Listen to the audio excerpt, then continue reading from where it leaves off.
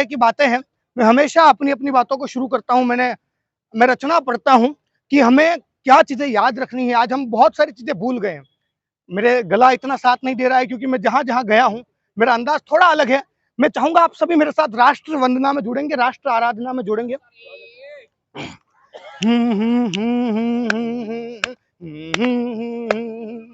वीर राणा भगत सिंह की कहानी याद रखनी है। वीर राणा भगत सिंह की कहानी याद रखनी है। तुम मत भूलो तुम्हें झांसी की रानी याद रखनी है। तुम मत भूलो तुम्हें झांसी की रानी याद रखनी है। वतन खातिर लुटा दी है यहाँ पर जान जिस जिसने, हमें उन सब शहीदों की कहानी याद रखनी है। हमें उन सब शहीदों की कहानी याद रखनी है। किसी भी राष्ट्र में, सभी शुद्धीजन बैठे हैं, किसी भी राष्ट्र में दुर्भाग्य तब जन्म नहीं लेता जब उस राष्ट्र का युवा अमिताभ बच्चन को जानता है, उस राष्ट्र का युवा आमिर खान को जानता है, बाइकॉट लाल सिंह चड्ढा करता है, तब भी राष्ट्र में दुर्भाग्य जन्म नहीं लेता। राष्ट्र में दुर्भाग्य जन्म तब ले लेता है जब उस राष्ट्र का युवा मेजर विभूति शंकर डोडियाल को नहीं जाने, उनकी पत्नी को नहीं जानता। जन्म लेता है तब जब लोग नहीं जानते मुकुट बिहारी मीणा कौन है। दुर्भाग्य तब जन्म लेता है तब लोगों को अपने सीडीएस विपिन रावत के बारे में नहीं जानते। जब कहेगा विपिन कौन, जो 2 दिन सबने लगा दिए झंडे, देशभक्ति की खासियत है 4-5 दिन रहती है, उसके बाद दब जाती है, तब लोग नहीं जानते, तब राष्ट्र में दुर्भाग्य जन्म लेता है। और मैं हमेशा अपनी बातों को अलग ढंग से कहता हूं। मैं ये नहीं कहता कि आप देश में जिंदा रहो।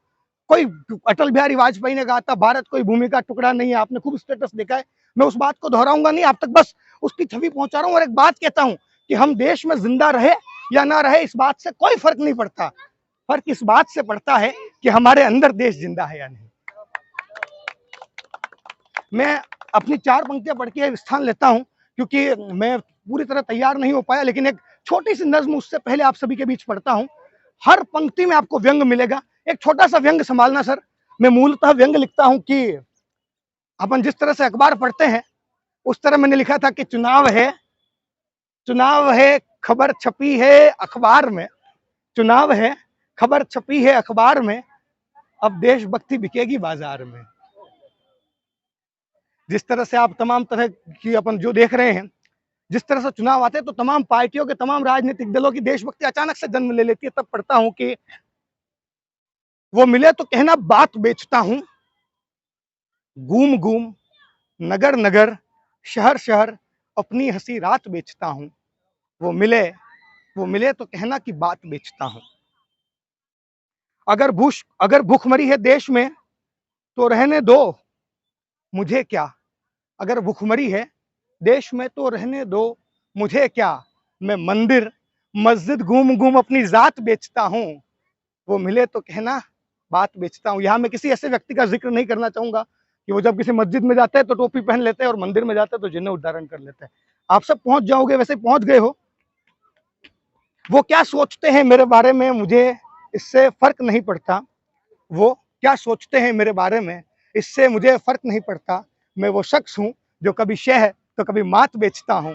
वो मिले तो कहना बात बेचता हूं।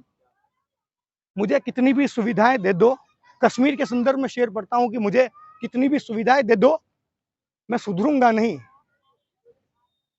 मैं वो देशद्रोही हूं जो हर बार विश्वास वाली घात बेचता हूं।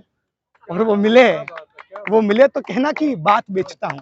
और अंतिम 4 पंक्तियां पढ़ता हूं। अगर आपको लगे कि मैंने ठीक ठाक पढ़ लिया है तो मैं जब तक बैठूं तब तक मुझे थोड़ी सी तालियां सुनाई देनी चाहिए कि शान से जीना हो तो दिलों में अरमान जिंदा रखना, बड़े बुजुर्गों के लिए थोड़ा सम्मान जिंदा रखना, और खुद मर भी जाओ तो गम नहीं, दिलों में हिंदुस्तान जिंदा रखना।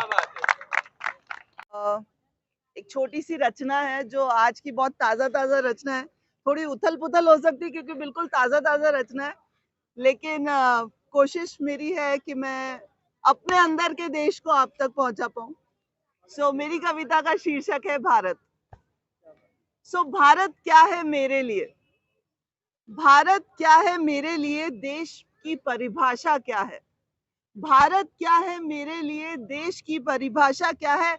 मुझको इससे क्या लेना देना है, इसकी मुझसे आशा क्या है। मुझको इससे क्या लेना देना है, इसकी मुझसे आशा क्या है। विचारा तो जीवंत हो उठे, विचारा तो जीवंत हो उठे, इसके मेरे सारे सरोकार। विचारा तो जीवंत हो उठे, इसके मेरे सारे सरोकार। और उमड़ घुमड़ कर होने लगा मुझ में मुझसे भारत का साक्षात्कार। और उमड़ घुमड़ कर होने लगा मुझ में मुझसे भारत का साक्षात्कार। भारत मुझ में मेरा नाम है। मेरा नाम पूनम है। पूरी दुनिया में जाकर ढूंढो, भारत में पूनम के अलावा मतलब और कहीं पूनम के जैसा नाम नहीं मिलेगा। तो भारत मुझ में मेरा नाम है, मेरे नैन नक्श हैं। भारत मुझ में मेरा नाम है, मेरे नैन नक्श है, मेरी पहचान है और मेरी पहचान का हर आयाम है। हमारा शरीर इस मिट्टी से बना है, नैन नक्श भारतीय है, हमारे दिल में धड़कता हुआ दिल भारतीय है, सब कुछ भारतीय है। सो भारत मुझ में मेरा नाम है, नैन नक्श है, मेरी पहचान के सारे आयाम है। भारत प्रातः का प्रथम पूज्य प्रणाम है। छत पर 6 से 6 की धूप है और घर पे जल्दी बुलाती शाम है। भारत सुबह उठकर प्रथम पूज्य प्रणाम है। छत पर 6 से 6 की धूप है और शाम को घर जल्दी बुलाती शाम है। भारत भारत मेरे माता पिता, भाई बहन, परिवार, पास पड़ोसी और सारे रिश्तेदार हैं। भारत मेरी पढ़ाई लिखाई, काम काज, उद्यम, रोजगार, आचार विचार, संस्कार और व्यवहार है। तो तुम हो गए, मैं नहीं हूँ। मैं अपनी रोजगार की जिम्मेदारी भी खुद लेती हूँ। सर जिम्मेदारी लेनी पड़ेगी। तो भारत मेरे माता पिता, भाई बहन, परिवार, पास पड़ोसी और सारे रिश्तेदार हैं। और भारत मेरी पढ़ाई लिखाई, खेल कूद, आचार विचार, संस्कार और व्यवहार है। भारत हफ्ते के 7 वार हैं। कोई वारों में मैं भारत को ऐसे नहीं जानती। मैं भारत को सोमवार, मंगलवार, बुधवार जानती हूँ। सो भारत हफ्ते के 7 वार है, साल भर के सारे त्योहार हैं। हफ्ते के 7 वार है, साल भर के सारे त्योहार हैं। थाली में दाल चावल सब्जी रोटी दही पापड़ और अचार है। ऐसे ही भूख मिटती है हमारी, ऐसे ही तृप्ति होती है हमें। बाकी सब नाश्ते हैं, स्नैक्स है, खाना नहीं है। सो हफ्ते के 7 वार है, साल भर के सारे त्योहार हैं। थाली में दाल चावल सब्जी रोटी दही पापड़ अचार है। भारत इस मिट्टी से बनी मेरी काया है और मेरे मन की सारी मोह माया है। जितने मेरे अंदर भावनाएं हैं वो सब इसी मिट्टी से बनी हुई देह के अंदर जागृत भावनाएं हैं। सो भारत इस मिट्टी से बनी मेरी काया है और मेरे मन की सारी मोह माया है। भारत मेरी आयु है और मेरे सांसों को चलाती प्राण वायु है। भारत मेरा मूल तत्व है। भारत मेरा मूल तत्व है और मेरे स्वरूप का तम, रज और सत्व है। तो मैं, ऐसा नहीं है कि मुझ में कोई बुराई नहीं है। मेरे स्वरूप का जो बुराई है, जो तम है, जो रज है, मेरी जो क्रियाशीलता है और जो मेरा सत्व है, जहां मेरी चेतना मुझे ले जाती है, वो सब भारत की देन है। मेरे गुरुजनों की, मेरे आस पड़ोसी की, मेरे माता पिता ने जो भी मुझे सिखाया, जो भी मुझे बताया, मेरा पूरा व्यक्तित्व भारत की देन है। सो भारत मेरा मूल तत्व है, मेरे स्वरूप का तम, रज और सत्व है। भारत मेरा समय है, मेरे कल, आज और कल का संपूर्ण विनिमय है। भारत मेरा समय है, मेरे कल, आज और कल का संपूर्ण विनिमय है। भारत मेरा कर्म, मेरा धर्म और मेरी कोशिशों में रही हर कसर है। भारत मेरा कर्म, मेरा धर्म और मेरी कोशिशों में रही हर कसर है। मुझ पर संगति का असर और मेरी प्रगति का हर अवसर है। मुझ पर संगति का असर और मेरी प्रगति का हर अवसर है। मेरी बोली, मेरी रहन सहन, खान पान, रीति रिवाज है। मेरी बोली, मेरा रहन सहन, मेरा खान पान, रीति रिवाज है। भारत मेरे भीतर गूंजती चेतना की आवाज है। भारत मेरे भीतर गूंजती चेतना की आवाज है। और अंत में 2 पंक्तियां हैं। मैं भारत हूं यदि ये कहूं, मैं भारत हूं यदि ये कहूं तो कोई अतिशयोक्ति नहीं होगी। मैं भारत हूं यदि ये कहूं तो कोई अतिशयोक्ति नहीं होगी। अपने अस्तित्व में भारत का पूर्ण आलिंगन किए मेरी कवि योनि की तृप्ति नहीं होगी। अपने अस्तित्व में अपने भारत का पूर्ण आलिंगन किए मेरी कवि योनि की ना तो तृप्ति होगी ना मुक्ति होगी। तो स्वतंत्रता यही है कि मैं ही राष्ट्र हूँ, और जितना मैं जिम्मेदारी और चेतना लूंगी वही मेरे राष्ट्र निर्माण में योगदान है। धन्यवाद। हाँ साथियों, जैसा कि मैंने बताया आपको कि उदयपुर सबसे ऐतिहासिक और सबसे खूबसूरत एक शहर के रूप में जाना जाता है। जैसा कि आप पीछे एक झील देख रहे हैं, फतेहसागर झील, जो विश्व के सबसे सुंदर झीलों में से एक है। और इस बार पहली बार कई सालों बाद ऐसा हुआ है कि 15 अगस्त के दिन हमारी झील पूरी लबालब भरी हुई है। जैसा कि हम जानते हैं कि हमारा देश 1947 में आज़ाद हुआ, और आज 75 साल के बाद भी हम ये नहीं कह सकते कि भारत का प्रत्येक नागरिक सुखी और संपन्न है। जब तक हमारे देश का प्रत्येक नागरिक सुखी और संपन्न नहीं होता है, तब तक हम यह नहीं मान सकते कि हम आज़ाद हो गए हैं। आज भी कई देश के कई लोग गुलामी से भी बदतर जिंदगी जीने पर मजबूर हैं, जिनको रोजगार नहीं है, जिनको सुरक्षा नहीं है, जिनको न्याय नहीं मिल रहा है समय पर।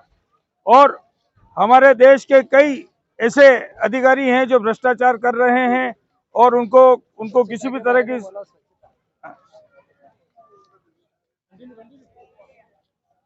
आज हमारे देश के ऐसे अधिकारी हैं जो कि भ्रष्टाचार करते हैं, और न्यायालय के जल्दी त्वरित निर्णय नहीं हो पाने के कारण वो छूट जाते हैं, तथा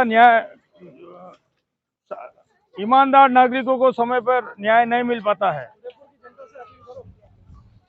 मैं उदयपुर की जनता, राजस्थान की जनता तथा भारत की समस्त जनता से अपील करता हूं कि आज इस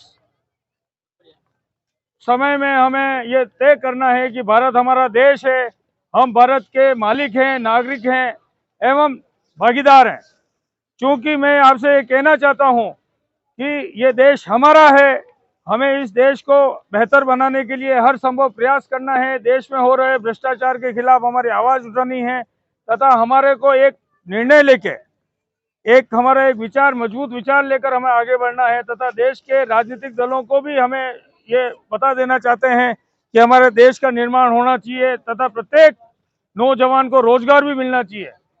कोई भी ऐसा व्यक्ति बिना रोजगार के नहीं हो,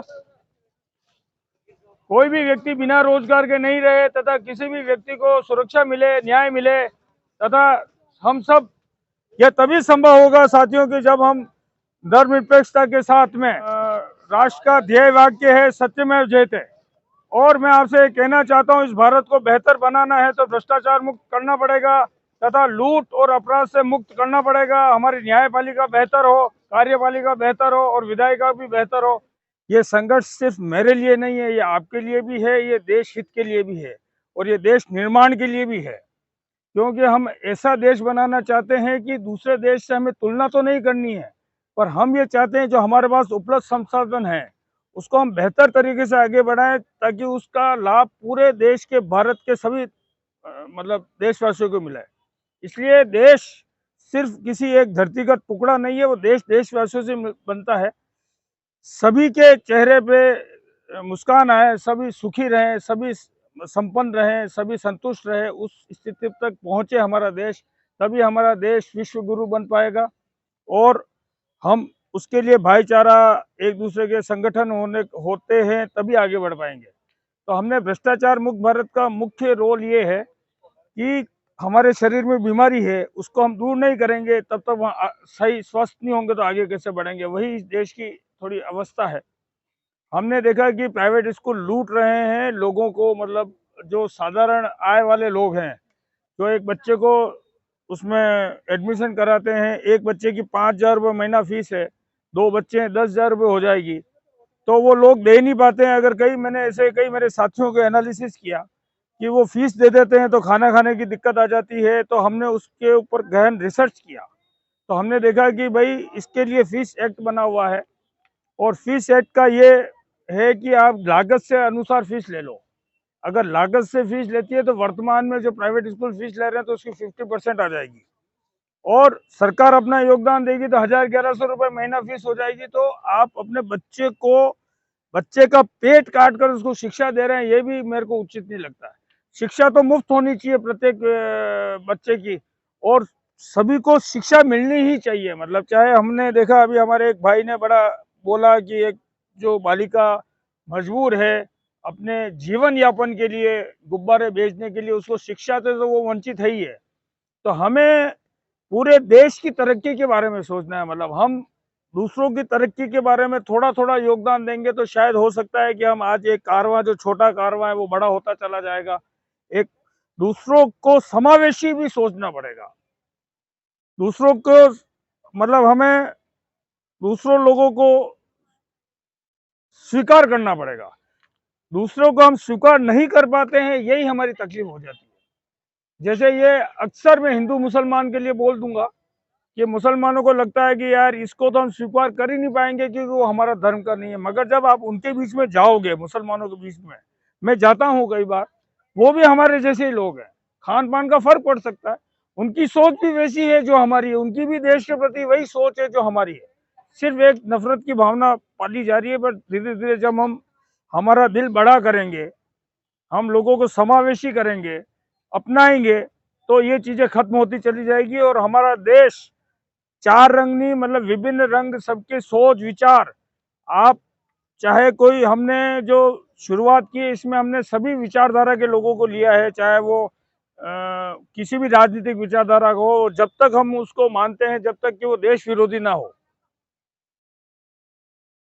ये देश हम सब से मिलकर बना है और हम सब मिलकर इस देश को बनाना चाहते हैं, और ईमानदारी पूर्ण प्रयास होंगे तो देश नेचुरल है कि जो आज इसकी तरक्की की जो रफ्तार है, हम उस दिन देश को मानेंगे कि हमारी ये गुड़िया जिस दिन स्कूल में जाएगी, इसके पास खाने पीने और रहने की कोई पूरी सुविधा होगी, उस दिन ये देश वास्तव में भारत बनेगा, मेरा भारत महान बनेगा। तब तक हमें एक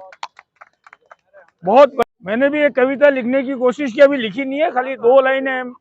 मैं सत्य का सूरज, क्योंकि सूरज इसलिए मैंने लिया कि वो स्वयं जलकर दूसरों को रोशनी देता है, वो दूसरों को जलाकर रोशनी नहीं लेता है। मैं सत्य का सूरज चलता रहा, जलता रहा, और उसी कोशिश में आगे बढ़ता रहूंगा, और उसी विचारधारा के साथ कि उस रोशनी से सबको लाभ मिले, उस सत्य, उस सूरज से सबको लाभ मिले। मैं लाभ लेने की कोशिश नहीं, लाभ बांटने की कोशिश करूंगा, और किसी को मैं दुख नहीं दूं। अगर मेरे से कोई खुशी हो सके, किसी के काम आ सकूं, यही मेरा काम है। धन्यवाद।